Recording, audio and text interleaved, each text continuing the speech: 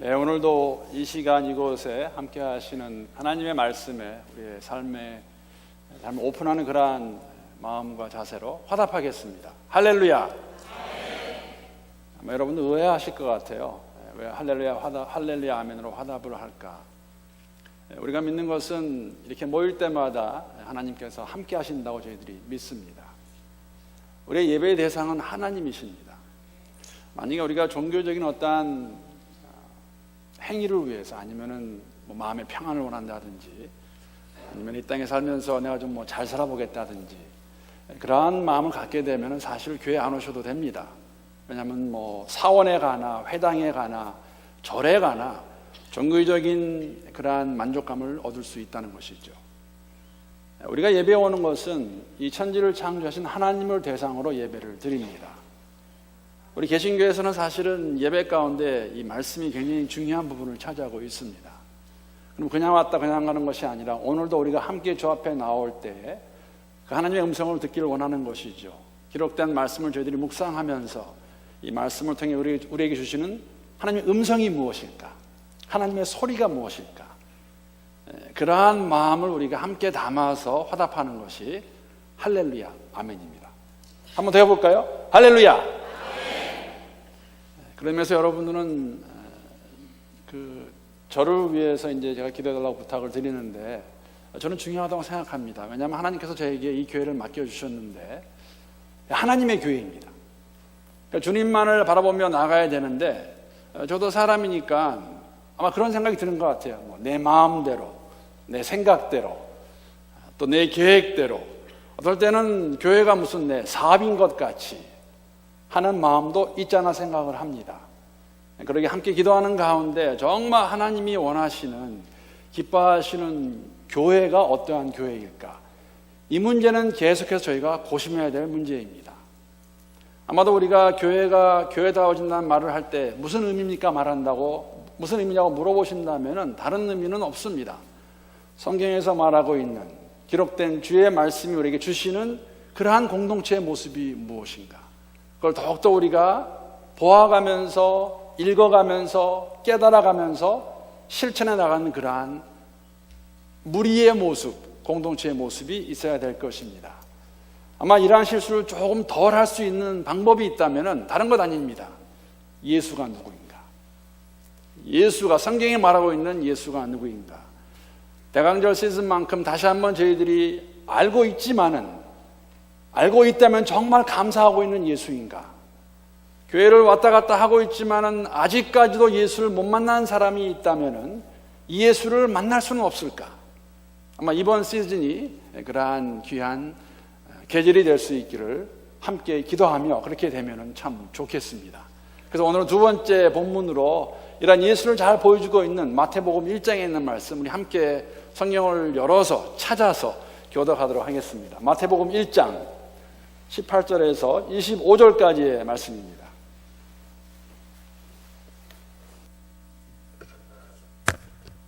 신약성경 1페이지에 있습니다.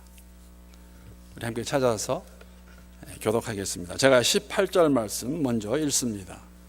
예수 그리스도의 나심은 이러하니라. 그의 어머니 마리아가 요셉과 약혼하고 동거하기 전에 성령으로 잉태된 것이 나타났더니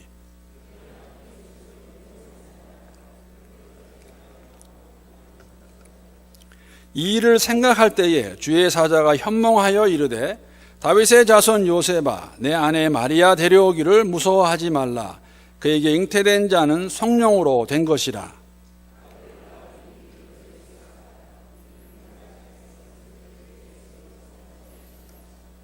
이 모든 일이 된 것은 주께서 선지자로 하신 말씀을 이루려 하심이니 이르시되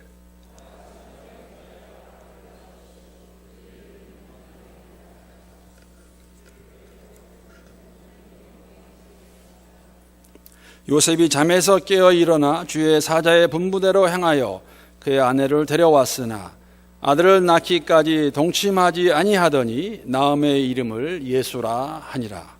아멘. 하나님의 말씀입니다. 이 본문 말씀을 가지고 오늘은 만인의 구주로 오신 예수라는 제목으로 함께 말씀을 나누겠습니다. 지난주에 이사야서의 말씀을 가지고 약속의 성취로 오실 예수라고 그렇게 말씀을 드렸습니다. 몇 분이나 오신이 아니라 오실로 한 것에 대해서 캐치하셨는지 모르겠지만 약속의 성취로 2000년 전에 예수님께서 오셨습니다.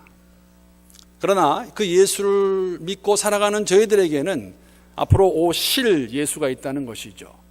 그래서 오신 예수를 인하여 우리가 감사하고 기뻐하지만은 다시 오실 그 약속의 말씀을 따라 다시 오실 예수를 기다리는 가운데 우리가 그분을 기다리며 살아가는 것을 다시 한번 상기시키기 위해서 제가 약속의 성취로 오실 예수라고 그렇게 말씀을 드렸습니다. 오늘 본문 내용 가운데는 사실 지난주에 함께 보았던 그 구절이 들어가 있습니다.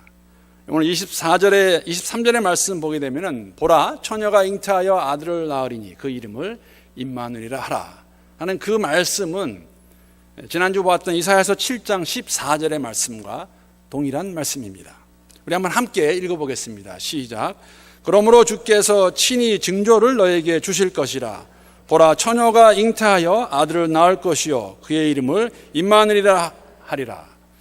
이 말씀이 700여 년이 지난 다음에 오늘 본문에 있는 기록과 같이 성취가 됩니다.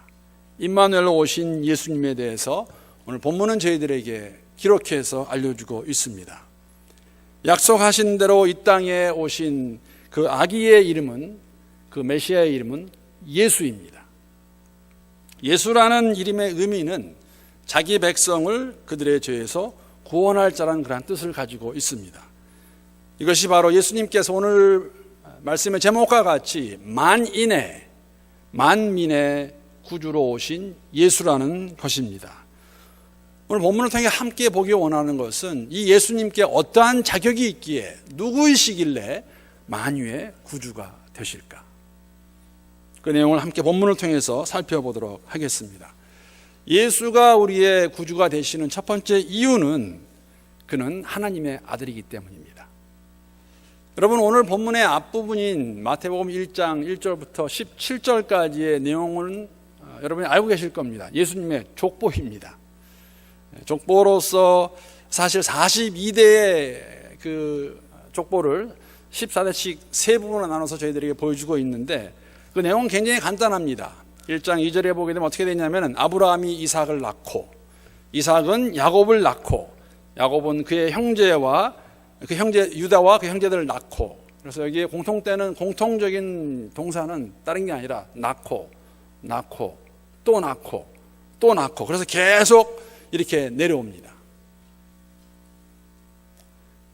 야곱이 야곱이 예수의 아버지 요셉을 낳습니다. 그런데 예수님은 요셉이 낳았다 기록하고 있지 않습니다. 16절 말씀 보게 되면은 1장 16절 말씀 야곱은 마리아의 남편 요셉을 낳았으니 마리아에게서 그리스도라 칭하는 예수가 나시니라. 알고 계시겠지만은 예수님의 족보 가운데 여자의 이름이 4명이 나옵니다. 혹시 기억하는지 모르겠어요. 제가 옆에 분하고 한번 말해보라고 하면 몇 분이나 말할 수 있을까? 다말이 있고 또 누가 있습니까? 룻이 있고 또 우리의 아내 바세바 이름은 나오지 않지만 우리의 아내라고 나오고 오늘 여기에 마리아가 나옵니다. 유다는 다말을 통해서 아들을 낳았습니다. 보아스는 룻을 통해서 아들을 낳았습니다. 다윗은 우리의 아내를 통해서 솔로몬을 낳습니다. 그러나 요셉은 마리아를 통해서 예수를 낳지 않습니다. 그냥 마리아에게서 예수가 낳다 기록하고 있습니다. 그 이유는 뭐냐면은 족보상으로는 요셉의 혈통으로 나오지만 다윗의 혈통으로 나오지만은 이것은 요셉으로 인해 난 것이 아니라 성령께서 잉태하셨다는 것을 저희들에게 보여주고 있습니다. 오늘 본문에도 18절 20절에 보게 되면은 예수님의 탄생은 성령으로 된 것이라고 저희들에게 말해주고 있습니다. 마태가 이렇게 요셉과 마리아가 약혼한 그 모습을 기록하면서 탄생 이야기를 설명하는 이유는 다윗의 족보로 내려오지만은 예수의 탄생은 사람의 아들의 탄생이 아니라 성령으로 이루어진 하나님의 아들임을 저희들에게 보여주기 위한 것입니다. 그렇기 때문에 예수님께서는 우리의 구주가 되실 자격이 있으신 분입니다. 하나님이 만드셨지만 불순종으로 인해서 우리의 관계가 단절되고 깨집니다. 하나님을 알 수 없는 것이죠. 그러한 관계를 회복시킬 수 있는 오직 유일한 방법이 있다면 사람이 사람을 구원할 수 없습니다. 하나님께서 예수 그리스도를 우리에게 보내주심으로 인하여서 그 예수를 통해서 하나님의 아들이신 예수께서 이 땅에 성육신 오심으로 인하여서 그분을 통해 그분만이 우리를 구원할 수 있는 구주라는 것을 오늘 본문은 저희들에게 보여주고 있습니다. 사람의 몸을 입고 오셨지만은 성령으로 잉태되어서 오신 하나님의 아들이시기 때문에 그분은 만인의 구주가 되십니다. 첫 번째 이유입니다. 두 번째 이유는 예수님께서 그리스도이시기 때문에 우리를 구원할 수 있다는 것이죠. 그리스도라는 헬라의 의미는 기름 붓다라는 그런 뜻이 있습니다. 특별히 구약에서는 이제 특별한 사역을 위하여서 하나님의 기름 부음을 받은 존재라는 그런 의미를 가지고 있는데 헬라의 그리스도라는 단어와 동일한 단어가 히브리어의 메시아입니다. 메시아. 동일한 의미를 가지고 있습니다. 유대인들에게 메시아는 그들의 역경과 고난 가운데에서 해방을 주시고 구원을 줄 구원자라는 의미가 있습니다. 그렇기 때문에 그리스도는 구원자라는 것이죠. 오늘 본문 18절에 시작할 때 예수 그리스도의 나심은 이러하니라. 예수를 그리스도라고 그렇게 선포합니다. 여러분 이것을 우리가 사실 2장에 가게 되면 알 수 있는 것이 무엇이냐면 우리가 잘 알고 있는 동방박사 이야기가 나옵니다. 동방에서 온 박사. 동방에서 박사가 몇 명이 왔을까? 3명일까? 가지고 온 보물이 3개라서 3명을 하고 있는데 몇 명이 온지 알 수 없습니다. 동방에서 박사들이 왔는데 이들이 사실은 별을 보고 예루살렘까지 오게 됩니다. 근데 아마 예루살렘 다 와서 별을 잃어버린 것 같아요. 왜냐하면 이 장을 잘 보시게 되면은 이 동방에서 온 박사들이 헤롯을 찾아가서 물어보지요. 유대인의 왕으로 나신 자가 어디에 있느냐고 물어봤을 때 헤롯이 조금 놀라는 것 같습니다. 유대인의 왕은 난데 누가 또 왕이 있을까? 그래서 그가 어쩌면 당황하는 가운데 그 당시에 모든 백성의 대제사장들과 서기관들 불러서 물어보죠. 이것이 도대체 무슨 이야기냐? 누가 유대인의 왕이라고 한다는 말이냐? 물론 이것은 그들은 알고 있어 메시아라는 개념이었죠. 그래서 그들이 알아보고 대답하는 그 내용이 마태복음 2장 6절에 기록되어 있습니다. 또 유대 땅 베들레헴아 너는 유대 고을 중에서 가장 작지 아니하도다. 내게서 한 다스리는 자가 나와서 내 백성 이스라엘의 목자가 되리라 하였음이니이다. 이 말씀을 통해 다시 한번 알 수 있는 것은 뭐냐면 예수는 그리스도라는 것입니다. 메시아라는 것이죠. 그 백성을 고통과 고난으로부터 해방시켜 주실 구원할 자이심을 오늘 본문을 통해서 예수가 바로 그 메시아이다. 그리스도라고 저희들에게 말씀해 주고 있습니다. 또 다른 이유는 예수가 구주가 되시는 또 다른 이유는 예수님이 임마누엘이시기 때문입니다. 우리가 너무나 잘 알고 있는 단어입니다. 임마누엘. 임마누라는 단어의 의미는 함께 한다는 의미입니다.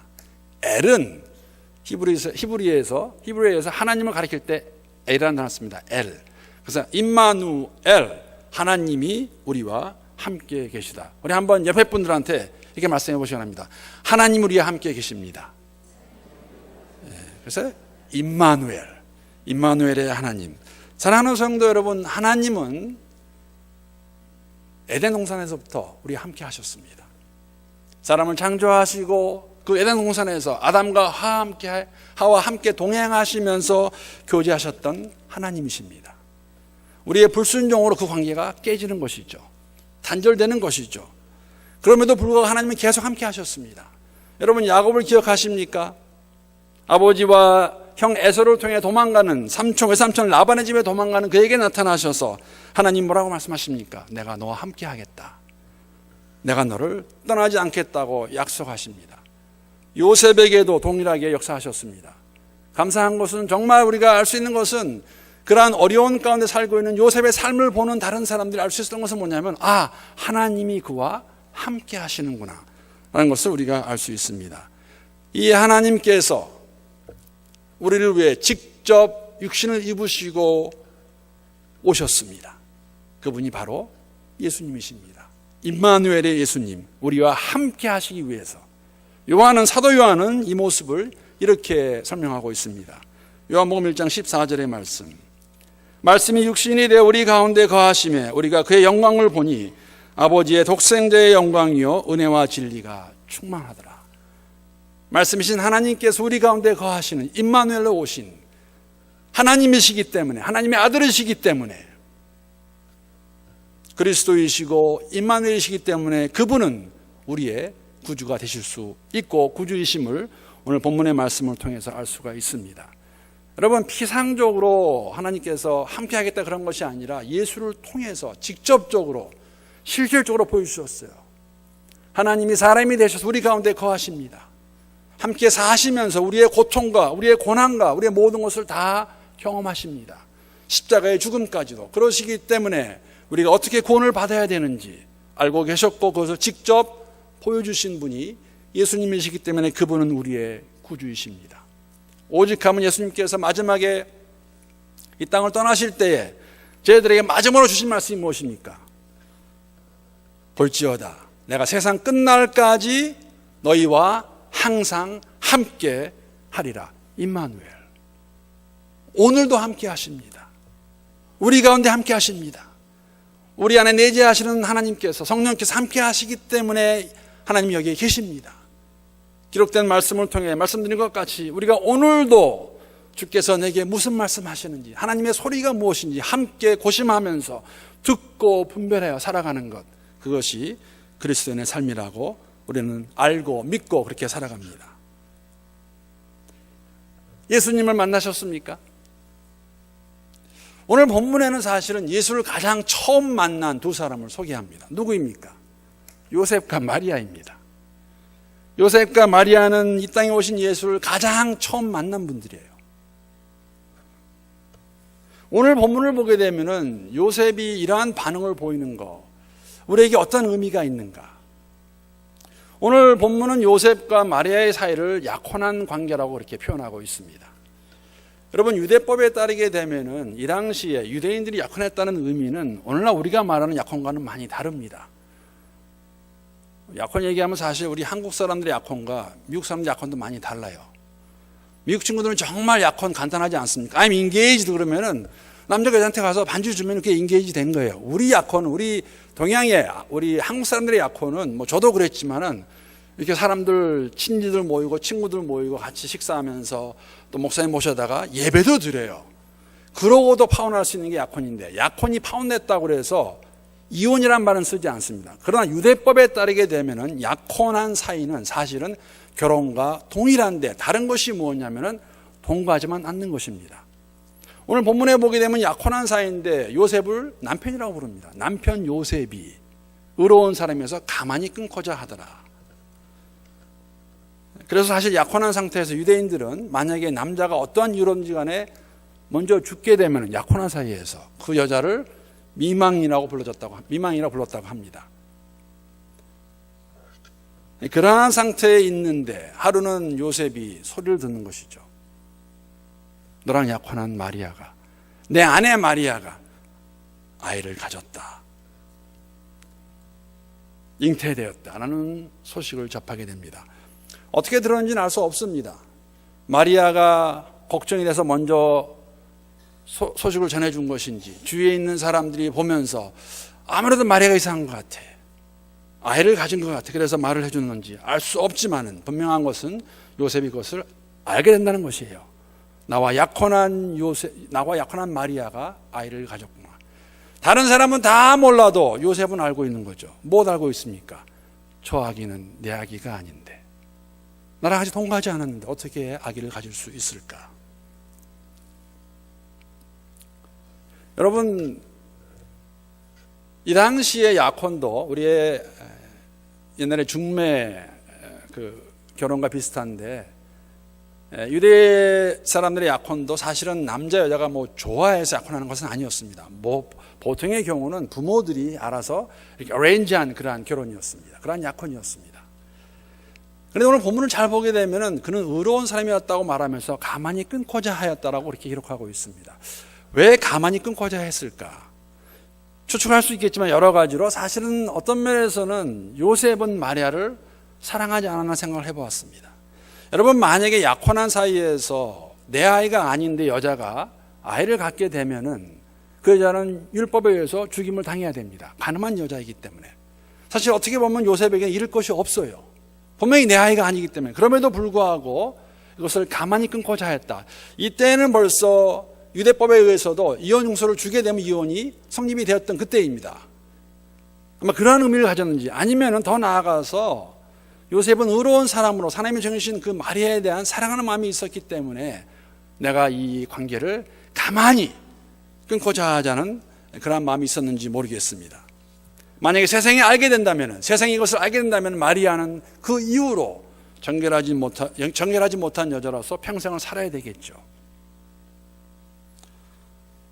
어쩌면 자신의 체면도 살리고 또 앞길이 안전할 수 있기 위해서는 이거를 다 까발기고 사람들이 다 말하고 이 여자는 이런 여자라고 말해야 될런지도 모르겠지만 그렇지 않고 가만히 끊고자 할 그때에 천사가 나타납니다. 천사가 나타나서 말하는 것이죠. 모든 과정을 얘기해 주면서 마리아가 잉태된 것은 어떤 다른 남자에 의해서가 아니라 성령으로 이 일이 되었다고 말을 해 줍니다. 여러분, 우리는 그렇게 말할 수 있어요. 나 같아도 믿겠다. 우리에게는 기록된 하나님 말씀이 있습니다. 하나님 말씀을 받는 저희들의 마음이 어떠할까? 오늘도 왔다가 앉아있다 가게 되면 이것은 자칫 잘못하면 종교 행위로 끝나고 맙니다. 그것이 아니라는 것이죠. 오늘도 이곳에 이 시간 역사하시는 살아계시는 하나님의 음성으로 귀를 기울인다면 그 말씀을 통하여서 하나님 무엇이라고 내게, 무엇이라고 우리 교회에 말씀하시는 것인가? 하나님의 소리가 무엇인가? 요셉은 제가 봤을 때는 하나님 어떻게 이럴 수 있습니까? 어떻게 나랑 약혼한 여자에게 임신을 시키십니까? 그렇게 말할 수 있었을 것 같아요. 기록된 말씀에는 그렇지 않습니다. 그 말씀을 그대로 받아들이고 가서 마리아를 데려오고 동침하지 않습니다. 아기 예수를 낳을 때까지. 그러한 자가 요셉이었다는 것이죠. 어쩌면 그렇기 때문에, 그러한 믿음이 있었기 때문에 예수를 가장 먼저 만날 수 있지 않았나 하는 생각을 해보았습니다. 이것이 요셉의 반응입니다. 그 마리아의 반응은 어떠했을까? 여러분, 마리아는 어땠을까요? 하나님 감사합니다. 글쎄요, 누가복음에 보게 되면은 사실은 마리아도 굉장히 퍼즐됐던 것 같아요. 어떻게 이런 일이 있을 수 있을까? 누가복음 1장 34절에 보게 되면은 천사가 와서 말해 주었을 때 마리아가 천사에게 이렇게 말합니다. 나는 남자를 알지 못하니 어찌 이 일이 있으리까? 어찌 일이 가능하냐는 것이죠. 35절 보게 되면 천사가 대답하여 이르되 성령이 내게 임하시고 지극히 높으신 이의 능력이 너를 덮으시리니 이러므로 나실 바 거룩한 이는 하나님의 아들이라 일컬어지리라. 그러면서 예를 듭니다. 보라, 내 친족 엘리사벳도 늙어서 아들을 배웠느니라. 본래 임신하지 못한다고 알려진 이가 이미 6달이 되었나니 대저 하나님의 모든 말씀은 능하지 못하심이 없느니라. 여러분 믿으십니까? 대저 하나님의 모든 말씀은 능하시 못하심이 없느니라. 그리고 더 나아가서 마리아의 고백이 저희들의 고백이 돼야 되겠죠. 마리아가 이르되 주의 여종이오니 말씀대로 내게 이루어지이다 하매 천사가 떠나가니라. 여러분, 약혼만 했지만 아직도 남자를 모르는 처녀가 아이를 갖는다는 것은 상당히 불편한 일입니다. 가장 좋은 말을 써서 사람들이 얼마나 이해할까? 아니, 어떻게 요셉과 정혼만 했는데, 약혼만 했는데, 아직 동거도 안 했는데 저 여자 불결한 여자 아니야? 어떻게 아이를 가져? 그러나 마리아는 알고 있지 않습니까?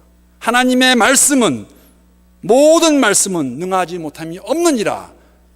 마리아의 대답은 말씀대로 내 삶 가운데서 이루어지소서. 자신의 지식과 경험으로는 절대 일어날 수 없는 일이고 받아들일 수 없습니다.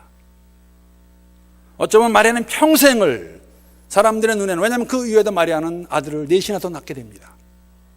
사람들은 요셉과 마리아를 한때 붙잡아서 저 정결하지 못한 저 커플, 약혼한 사이에서 아이를 가진 저러한 커플이라는 말을 들었을지도 모릅니다.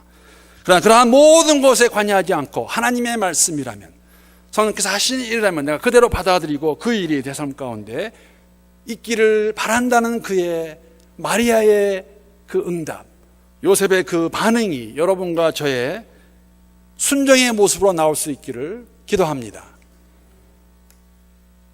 마리아를 택하신 것은 전적으로 하나님의 은혜입니다. 그러나 동시에 마리아와 요셉의 순종의 모습이 있었기 때문에 우리는 이것을 믿음의 순종이라고 말합니다. 불가능한 일이지만, 사람들이 보기에는 있을 수 없는 일이지만 하나님의 말씀으로 이루어진 것이기에 그것을 받아들였던 믿음의 순종의 모습, 여러분과 저도 이러한 믿음의 순종이 있었기에 예수를 받아들일 수 있지 않았을까? 여러분, 성육시 되신 예수를 어떻게 우리가 믿겠습니까? 우리의 힘으로, 우리의 지식으로 불가능합니다. 선물로 주신 믿음이 있었기에 받을 수 있었죠. 여러분, 성경은 하나님과 단절된 상태를 죽은 상태라고 표현합니다. 이것이 바로 죄인이라는 의미이죠. 물론 이야기를 들으면 안 좋아하시는 분들이 있으세요. 내가 왜 죄인입니까? 내가 무엇을 잘못했다고? 나 법 얼마나 잘 지키고 도덕적으로 얼마나 깨끗하고 바람 피지 않고 내 마음대로 살지 않는 내가 왜 죄인입니까? 라고 말할 수 있습니다. 그러나 성경은 저희들에게 말합니다. 여러분, 사실 우리가 우리 스스로 진단해서 내가 죄인이 아니라고 말하는 것은 사실은 굉장히 상대적이에요. 우리가 말을 할 때 저 사람은 참 좋다, 저 사람은 참 괜찮다, 저 사람은 참 착하다. 기준이 무엇입니까? 기준은 나예요. 그것이 사회에서 말하는 것이 되었던, 우리의 가지고 있는 생각이 되었던지 간에 이러한 모든 것들은 다 상대적이라는 것이죠. 한 사회에서 괜찮은 사람이, 쓸만한 사람이 다른 사회에 가면 그렇게 안 될 수도 있어요. 제가 언젠가 말씀을 드렸는데 중국에서는 죄인을 어떻게 정의내리냐면 사회에 어긋나는 행동을 하는 사람이 죄인이에요. 죄인이라고 안 쓰고 뭐라고 쓰는지 아세요? 반동, 반동이에요. 반동. 우리의 가치관은, 우리의 잣대는 상당히 주관적이고 상당히 상대적입니다. 성경은 어떻게 말하냐면은 우리는 다 각기 우리가 원하는 대로 가는 그 양떼와 같이 마음대로 가는, 하나님을 알지 못하는 죄인이라고 그렇게 말하고 있습니다. 하나님을 알 수 없는 단절된 상태에 있는 우리 모두가 죄인인데 우리를 그대로 내버려두지 아니하시고 하나님의 아들 예수 그리스도를 보내주셔서 우리를 다 구원하셨고 구원하시겠다고 성경은 저희들에게 말씀해 주십니다. 이 구원은 우리가 받을만 해서, 우리가 가질만 해서 주시는 것이 아니라 하나님의 전적인 사랑이며 은혜의 결과라는 것입니다. 아멘이십니까? 한 번만 아멘 하십니까? 여러분, 제가 좋아하는 채널 가운데 마지막으로 예를 들고 마치겠습니다. 다 아세요, 이제는. 어저께 사실은 우리 그 찬양제 이제 저희 교회가 갔는데 우리끼리 얘기지만 어디 가서 말씀하지 마세요. 저희 교회가 제일 잘했어요. 예. 그랬더니 또 그 화답으로 우리 성가대원들이 그러시더라고요. 어저께 이제 장로들하고 목사들이 함께 찬양을 했는데 거기서 목사님이 가장 화나십니다. 다른 대답할 게 없겠죠. 그래서 제가 그랬어요. 제 얼굴이 커서 그렇습니다. 여러분, 우리가 사실은 이 땅에 살아가면서 어떨 때는 예수를 믿고 하나님의 자녀라 고백하며 살아가는데 순간순간 우리 가운데 그런 마음이 드는 것 같아요. 나는 하나님의 은혜와 사랑을 받을 만한 자이다. 제가 좋아하는 그 프로그램 가운데 이제는 다 알고 계시니까 그 푸드 채널에 찹트, 잘린 그런 프로그램이 있어요. 그게 뭐냐면 4명이 나와서 짧은 시간 안에 음식 만들어가지고 못하는 사람은 잘려나가는 그런 프로그램입니다. 언젠가 한번 봤는데 4명이 나왔는데 그 중에 한 명이 23살 난 여자예요. 근데 이제 항상 아내자 사회 보는 사람이 물어봐요. 너 이길 수 있을 것 같느냐? 그러면은 다들 대답을 하는데 그 자매, 여자가 그러더라고. I deserve to win this game. 그래서 제가 뭐냐면 나는 이것을 이길 만한 그러한 deserve. 그럴 만한 사람이다. 그래서 사회자가 물어봤어요. 왜 그러냐 그랬더니 그러더라고요. 내가 19살에 벌써 보조 요리사가 돼가지고 지난 4년간 얼마나 열심히 나 일을 잘했으면 우리 주인이 나를 이 이그제큐티브 셰프로 만들어줬기 때문에 나는 오늘 꼭 이겨야 된다. 이기고 말 것이다. 라고 말을 했어요. 그 의미에 뭐가 있냐면은 나는 정말 요리를 잘하는 괜찮은 사람이다.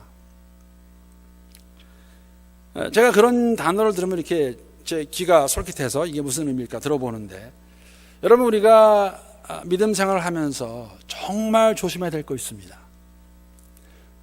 우리의 시작도 하나님의 은혜라면, 우리가 오늘 우리가 된 것도, 우리의 삶 가운데 하나님이 역사하시는 가운데 변화가 있다면, 여러분, 그것은 내 공로로 돌리시면 안 돼요. 하나님이 하신 일이라는 것이죠. You and I don't deserve anything. 우리는 계속 그날까지 내가 하나님 앞에서 나는 이만한 가치가 있다, 이렇게 해야 된다고 할 말이 없다는 것이에요. 왜? 시작 자체가 하나님의 은혜이기 때문에. 예수를 만날 수 있는 조건은 우리가 만났던 그 이유를 말하라 그러면은 우리가 그럴 만한 자격이 있어서가 절대 아니라는 것입니다. 하나님의 사랑이 이유입니다. 하나님의 은혜입니다. 그 사랑에 반응하시면 돼요. 믿음으로 믿으시면 된다는 것이죠. 대강절을 맞이하면서 구주로 오신 그 예수님을 만약에 우리 가운데 아직까지도 만나지 못한 분이 계시면 저는 이 기간 동안에 그 예수를 만났으면 좋겠습니다. 매주일 교회를 나오는데 그냥 왔다 가는 그러한 우리의 모습이 아니라 그 예수를 만나고 예수를 만나신 분이라면 오늘도 감사함으로 오늘 이 시간 이곳에서 말씀하시는 주의 음성을 듣고 끝나는 것이 아니라 그 말씀에 반응해서 주를 위해 살아갈 수 있는 여러분과 제가 될 수 있기를 주님의 이름으로 축복합니다.